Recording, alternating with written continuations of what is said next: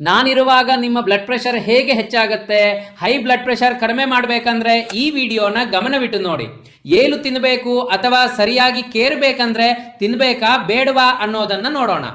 Blood pressure ಕಡಿಮೆ ಮಾಡಬೇಕಂದ್ರೆ ಗಮನವಿಟ್ಟು ಕೇಳಿ. ಇಂಡಿಯಾದಲ್ಲಿರೋ ಬ್ಲಡ್ ಪ್ರೆಷರ್ ಸಮಸ್ಯೆ ಇವತ್ತಿನಿಂದಲೇ 90% ಭಾರತೀಯರಲ್ಲಿ ಕಡಿಮೆ ಆಗತ್ತೆ, ಒಂದು ವೇಳೆ ಅವರು ಈ ವಿಷಯಗಳನ್ನ ಫಾಲೋ ಮಾಡಿದ್ರೆ. ಮೊದಲನೇ ವಿಷಯ, ಬ್ಲಡ್ ಪ್ರೆಷರ್ ಯಾಕೆ ಹೆಚ್ಚಾಗತ್ತೆ? ನೀವು ನೀರು ಕುಡಿಯಲ್ಲ, ಸುಮಾರು 4ರಿಂದ 5 ಲೀಟರ್ ಕುಡಿಯಬೇಕು. ರೆನಿನ್ ಆಂಜಿಯೋಟೆನ್ಸಿನ್ ಆಲ್ಡೋಸ್ಟೆರಾನ್ ಸಿಸ್ಟಮ್ ನಿಮ್ಮ ಬಿಪಿಗೆ ಕಾರಣವಾಗಿರುತ್ತೆ.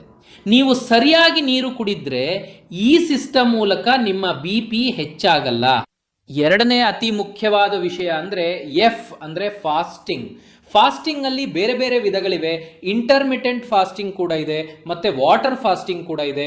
ಪ್ರೊಲಾಂಗ್ಡ್ ಅಂತ ನಾವು ಹೇಳ್ತೀವಿ. ಅಮೆರಿಕಾದಲ್ಲಿ 170ಕ್ಕೂ ಹೆಚ್ಚು ಜನರ ಮೇಲೆ ರಿಸರ್ಚ್ ಮಾಡಿದಾಗ ಕೇವಲ 9 ದಿನಗಳ ನಂತರ ಬ್ಲಡ್ ಪ್ರೆಷರ್ ಮೆಡಿಕೇಶನ್ ಕಡಿಮೆ ಆಗಿದೆ. ಈ ಮಾಹಿತಿಯನ್ನ ಪ್ರಪಂಚದಲ್ಲಿ ಯಾರೂ ಕೊಡಲ್ಲ. ಬಿಪಿ ಕಮೆಂಟ್ ಮಾಡಿ ಈ ಬುಕ್ ಪಡೀರಿ. ಏನಾಗುತ್ತೆ ಗಮನಿಸಿ.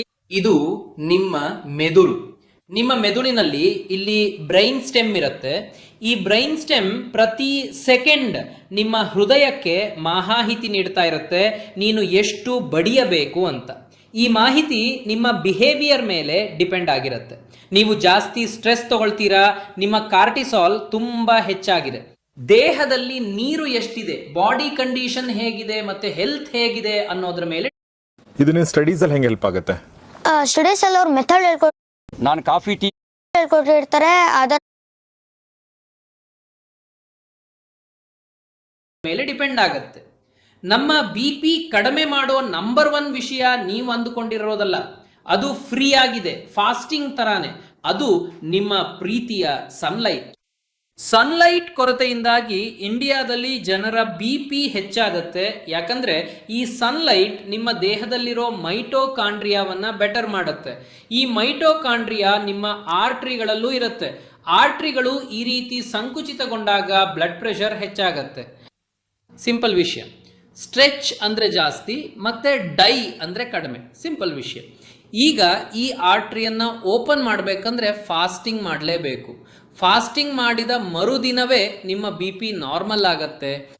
ಯಾರಾದರೂ ಒಳ್ಳೆ ಗೈಡೆನ್ಸ್ ಜೊತೆಗೆ ಇದನ್ನ ಮಾಡಿ ಸನ್ಲೈಟ್ ತಗೊಳ್ಳೋದ್ರಿಂದ ಇಲ್ಲಿರೋ ಮೈಟೋಕ್ಯಾಂಡ್ರಿಯಾಗಳಿಗೆ ಹೊಸ ಶಕ್ತಿ ಸಿಗತ್ತೆ. ಇದರಿಂದ ಅವು ಚೆನ್ನಾಗಿ ಎನರ್ಜಿ ಪ್ರೊಡ್ಯೂಸ್ ಮಾಡ್ತವೆ.